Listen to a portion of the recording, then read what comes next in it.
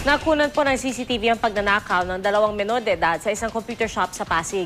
Ang cellphone ng nakatulog na bantay ng shop natangay ng mga suspect.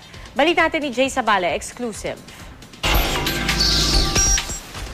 Pagiging bantay sa isang internet shop sa Escriba Drive, Barangay San Antonio, Pasig, ang pangalawang trabaho ni Jaydan Moda. Kaya naman pagsapit na pasado 1:30 ng madaling araw nitong Sabado, di na napigilang makatulog ng mahimbing ni Modar habang nagbabantay sa kanyang counter. Pero lingid sa kanyang kaalaman, tsumitsyempo lang ang 2 minor de edad na customer sa shop. Unang pununtirya ng isang sospek ang isang balde ng biskwit. Sinilip kung may laman at matapos ay agad-agad tinangay ang balde ng assorted biscuit. Matapos makuha ang lata ng biskwit, muling bumalik sa pwesto ang binatilyo. Tinawag nito ang isa nitong kasama na siyang lumapit sa counter para siguraduhing malalim ang tulog ng bantay. Nang matiyak na masarap ang tulog ni Modar, sinenyasan nito ang kasama. Siya namang tayo ng sospek at pasimpleng pumwesto sa bukana ng counter. Tsaka dahang-dahang pumasok at mabilis na sinikwat ang isang cellphone.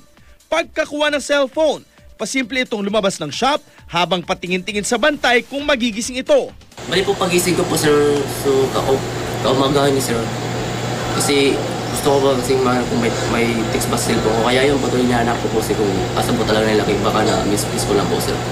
Naisumbong agad sa barangay ang pangyayari at nakilala mga sospek sa pamamagitan ng CCTV ng shop. Alas 11 ng umaga nang inimbitahan ang mga sospek sa barangay kasama ang kanilang mga magulang. Wala nang nagawa ang sospek kundi ibalik ang ninakaw na cellphone. Hindi naman na nagsampa ng kaso laban sa mga sospek na tumangging magbigay ng pahayag. Jay Sabale, GMA News.